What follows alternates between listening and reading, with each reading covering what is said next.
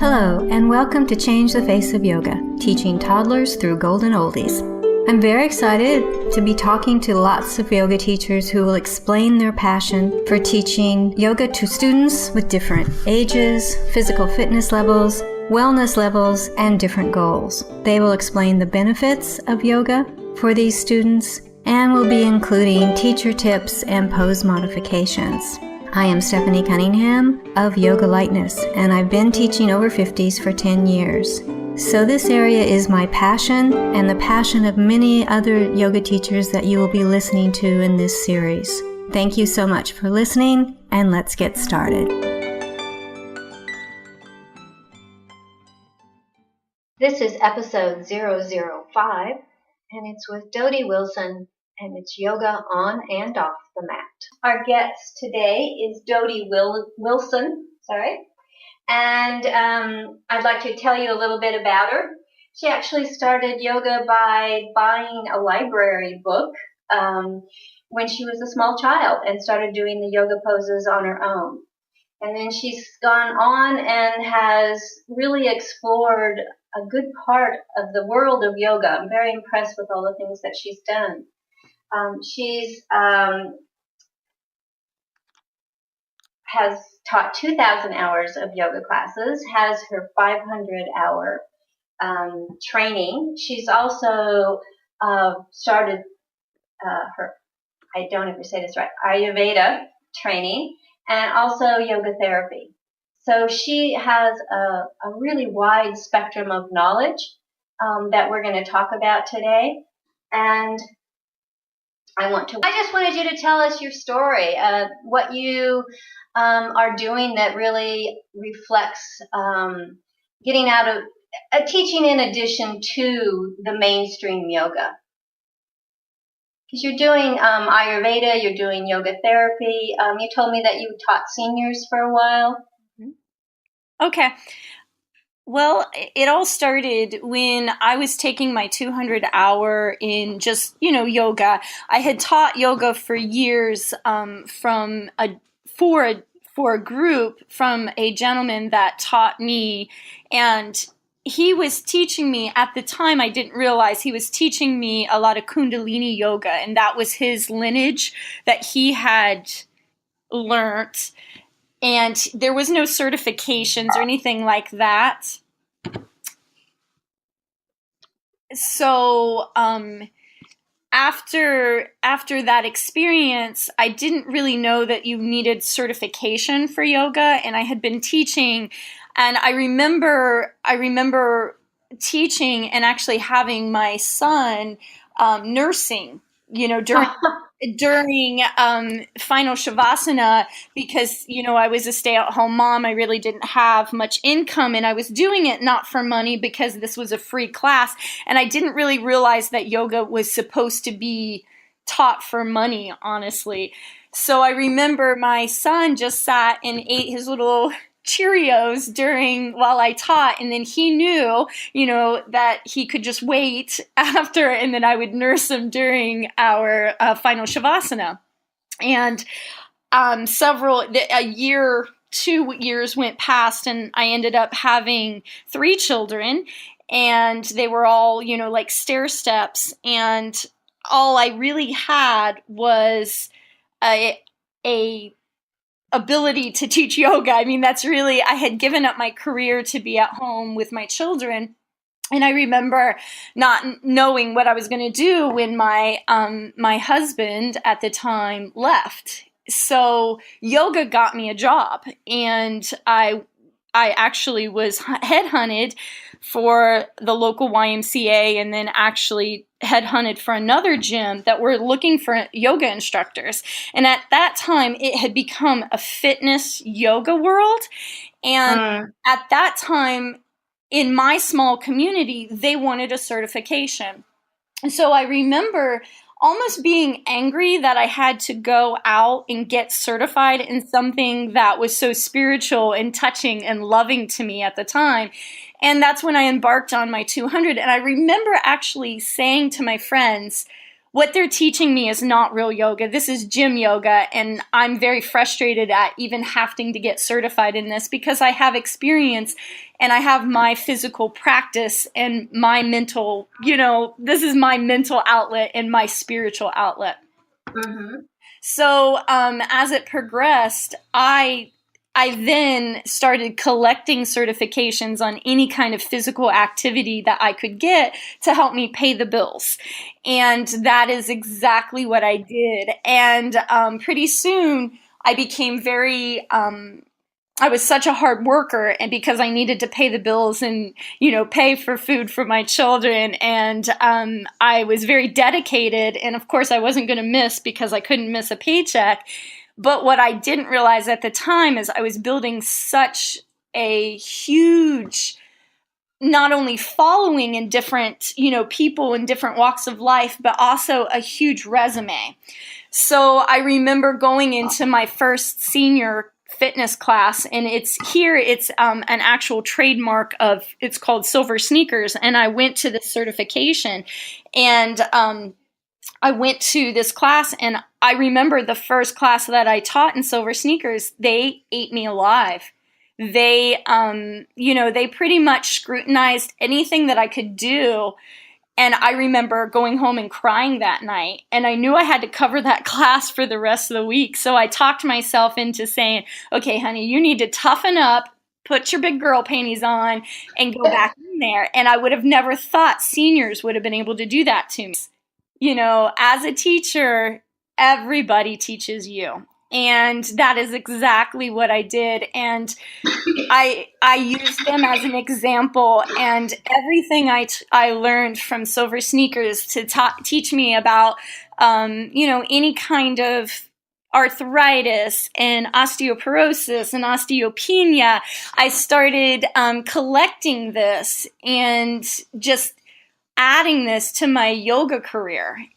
What I also at the same time was learning Pilates and kickboxing, and I was then adding this also to my yoga.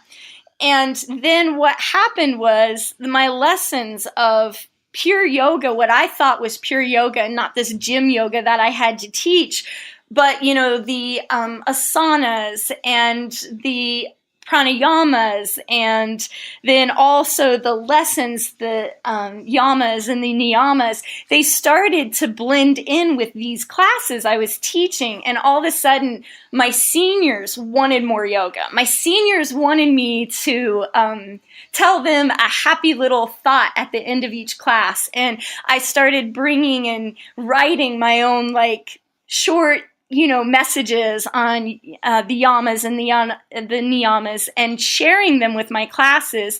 And it just changed. Instead of me changing who I was able to bring in, the benefits of what I considered real yoga into these gym class settings. I really wanted to explore something you said in your website, which was you also have a studio, and you offer teacher training in that. And it said on your website that you wanted to design a teacher training program that included the things you wish you had been taught in your first teacher training program. Can you explain a little more about that? Because I thought that was a fascinating idea.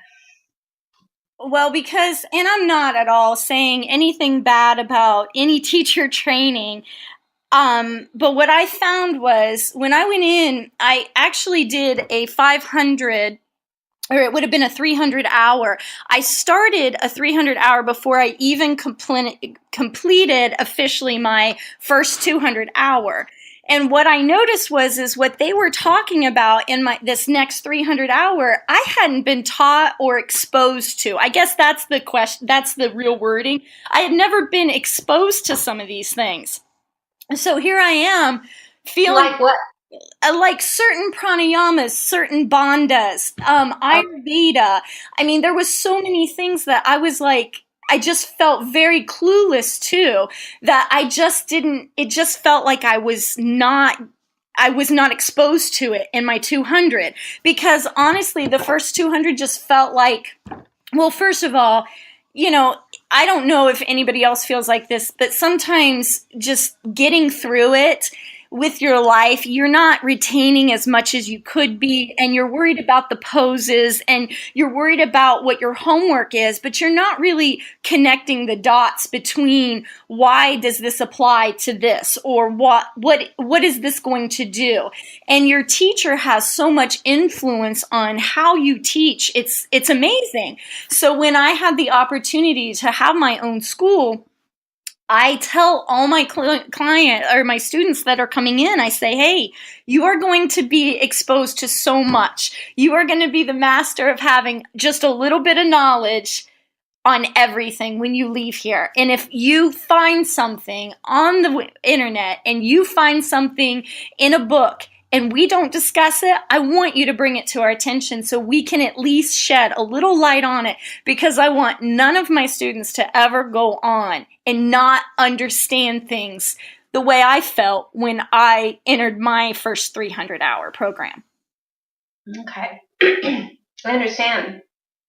I think that the Yoga Alliance and I'm in Australia, the Yoga Australia, they have to do so much stuff that you have to do to actually then award that teacher training, that it seems like, at least looking back on it, when I read that, I thought, yeah, there's some things that you really aren't prepared for when you're just starting out, and it would be nice then to have to come back and re-look at some of those things. I just did a course on Patanjali, well, very short one really, and it was really interesting this time, whereas the first time around it was very difficult. I was having a heck of a time with it. So I agree with you. It's a hard thing to do, to make sure that training really prepares people, because they're so concerned about the poses and how to do that and to sequence and to be a teacher. And it's a lot to put into one course, I think. Absolutely. I totally agree. And, there's many that do that very well. And I think that sometimes, to apply them all together and give them a way to look at it so that they can understand and compare it, and I tell my clients and my students that even though, because I am a certified yoga therapist, my program is not a yoga therapy program, but I will do my best to explain why we're doing what we're doing through the eyes of a yoga therapist as well, so that they can see that this is why. And if you want to advance, this is where you're going to go with it. So that I always tell them that I'm going to give you a little bit of information so you can put it in your tool chest. And then that when you get that question, where you can go to get further information. So I'm not going to give them everything or be prepared for that. But if I give them a little bit of knowledge that brings it down to earth so that each one of my students can understand, they're going to teach from the heart and know that this is what they're doing, teaching in the future. Excellent. Sounds like a lovely program. So you've really explored a lot of yoga. You said you're in your second year of Ayurveda, and you've done a yoga therapy in your 500 level, and you said you've looked at different kinds of courses, that you've taken those 200 level courses, several of them. Mm-hmm. So how have you put all of this together to as a basis for how you teach and how you do your teacher training? Well, how I teach is the first thing that I do anytime I walk into my room for teaching, and it doesn't matter what age, what shape, what size classroom, I try very hard to always teach to the lowest denominator in the room. And this is how I train my trainees as well. And people don't understand that, but I believe it's most important, because the people that can already do amazing yoga probably practice at home. And it's not that I want to ignore them, but I want the people that could get left behind not to ever get left behind. And when I'm teaching, it doesn't matter if I'm teaching an advanced rock and roll yoga flow or my seniors in a chair. I always try to bring the person that might have the weaker muscles or be a little less flexible to the point where they can feel like they feel their yoga and they can experience the class. So, sometimes I do have favorites. I'll be honest, we all have favorites in our class, but I always try to make the experience of yoga appealing and very pleasing for every student. And I try never to leave one behind. And what that has brought me in my experience is those people will come to you maybe months down the way or maybe even a year down the way, and they'll thank you. And they'll say, I know you never gave up on me. I know that I did this because I had that confidence that you gave me. So it doesn't matter if you're doing yoga for cancer or yoga for Parkinson's or, yoga for curve. I used to have a class it was yoga for curves, and it was for people that were overweight. And it was just an amazing class because by the time you think, oh, they're maybe not ever going to get that Warrior 3 or, they start popping off with it, and you give them the chance to really prove to themselves that they can. And it's just an amazing gift that gives back to the instructor over and over, time and time again. And it's made me very blessed in so many ways because I get to see that. And, I get to teach them how much I love yoga by sharing it with them. And it's just an amazing thing. I have, like I said, I do yoga for Parkinson's, and, they have done so many different exercise programs, and there are so many studies on Parkinson's and and ballet or kickboxing or whatever. And there's so many of them that have tried everything, and they come to me and they say, can you just help me to breathe? Because this is what I need. And they may not know that it's pranayama, and they may not know that it's a vata imbalance, in them.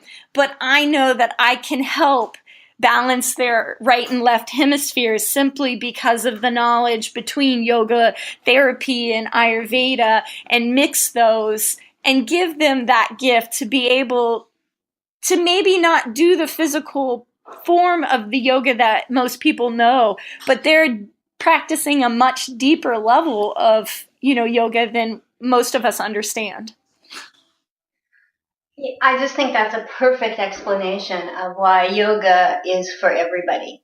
And I really want to thank you for that, because it is just really important to remember that, yes, there's a very valid part of yoga that is very physical, but there's also other parts of yoga, and that by putting them all together, in some ways we can probably help almost everyone progress some, whatever their goals may be. Absolutely. And I think that was just a beautiful explanation. So I want to thank you for that.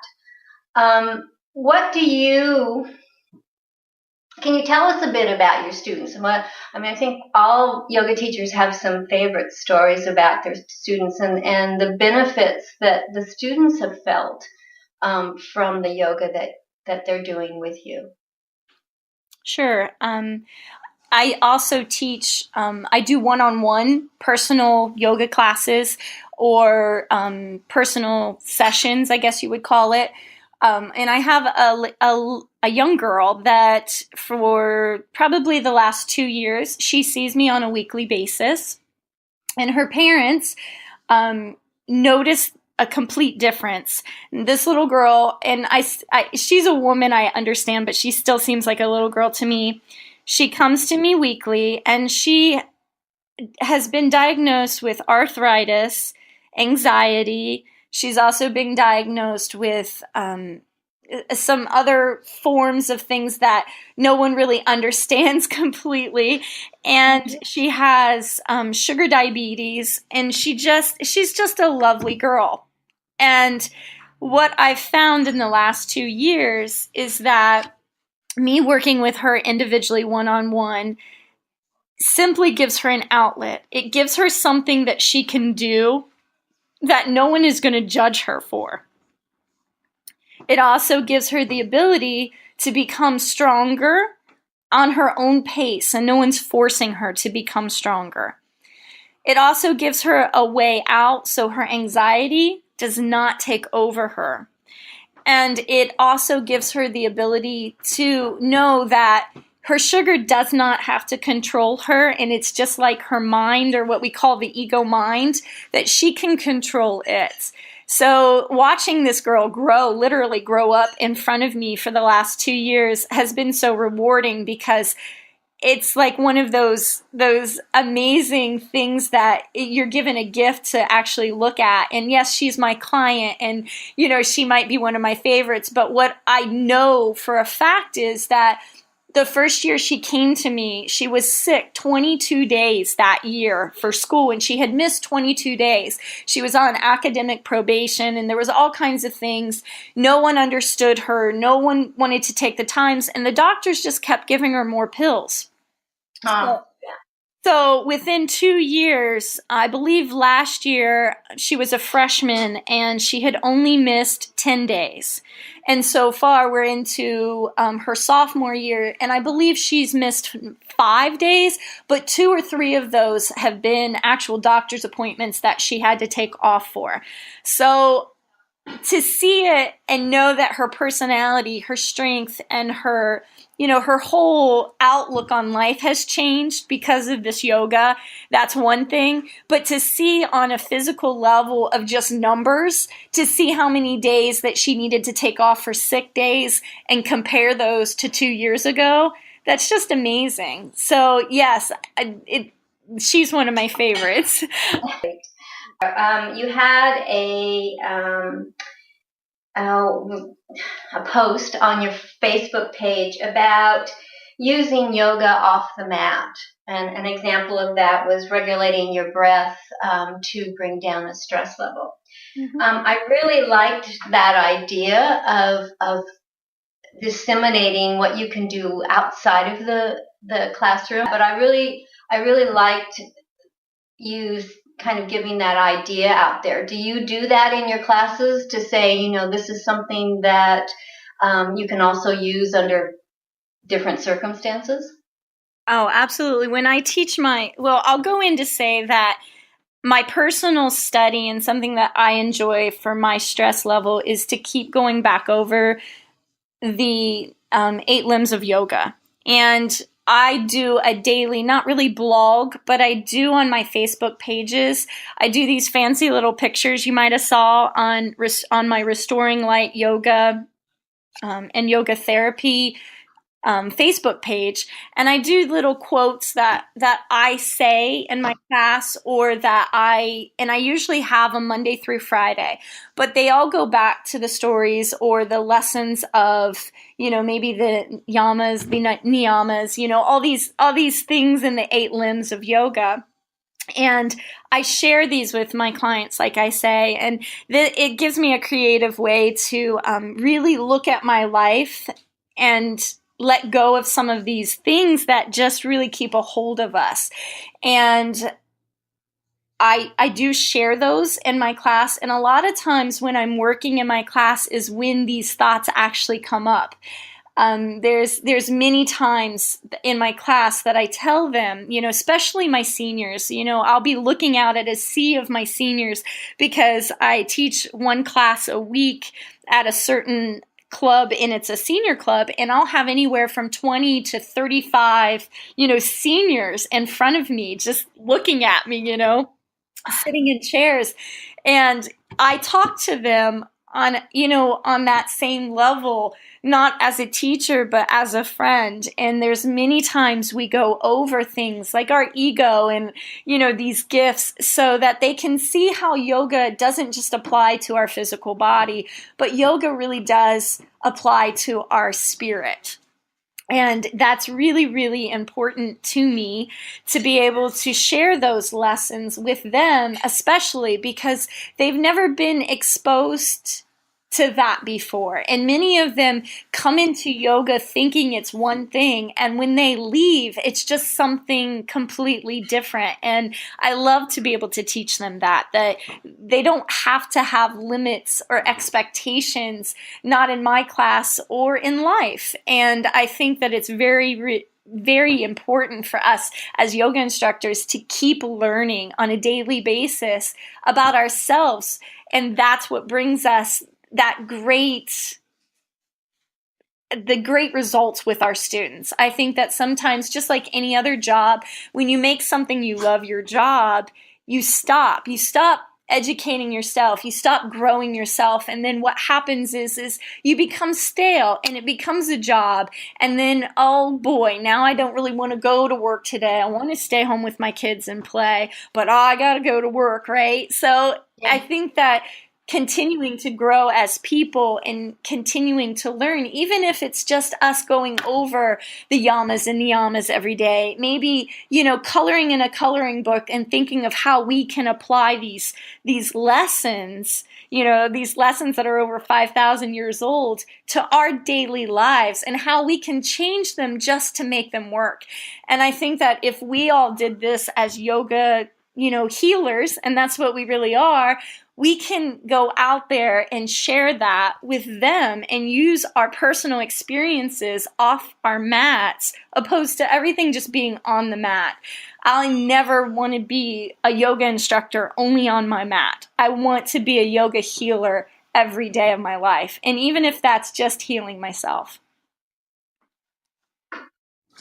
Excellent. Really good. I love that. Being a yoga healer every day of your life. I think that's an excellent quote. I think we'll use that because that is probably what most of us are trying to progress to. And it's not an easy thing to do, but it sounds like you've made great progress in that area. Working. That's wonderful. Working. Every day is a working in progress. Yeah, well, I understand that. Every day is a working one, yes. I have 3 teenagers, don't forget. So boy, am I tested on every one of those every day. Thank you so much for this podcast interview. You've just blown me away. You've done just such a great job, and I've seen a really new aspect of yoga. I mean, when you say things, I think, oh yeah, I understand what you say, but I haven't ever articulated it that way before. So I really, really want to thank you for your thoughts. You did a really excellent job, and I want everybody to know how to get a hold of you if they'd like to. So this is Dodie Wilson, and her email is all one word, restoringlightyoga@gmail.com. And her website is restoringlightyoga, all one word, .com. Mm-hmm. And also a Facebook page at Restoring Light Wellness Center. So or Restoring Light Yoga Therapy. Oh, okay. Or Restoring Light Yoga and Yoga Therapy. Okay. So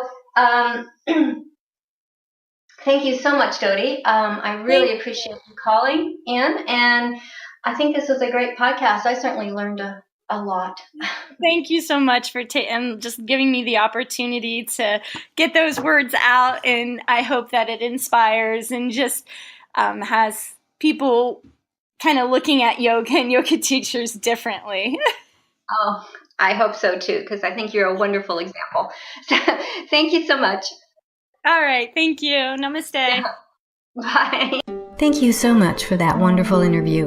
Now for the listeners. To be part of changing the face of yoga, teaching toddlers through golden oldies, please take a picture of yourself doing your favorite yoga pose. and email it to ctfoy@yogalikeness, all one word, .com.au. That is ctfoy@yogalikeness.com.au with your first or full name. I will upload it to the Instagram folder, Changing the Face of Yoga, so we will have an album of the spectrum of students who represent the face of yoga. Please download and review this podcast and tell your friends who might be interested. Thank you, and let's get together next week.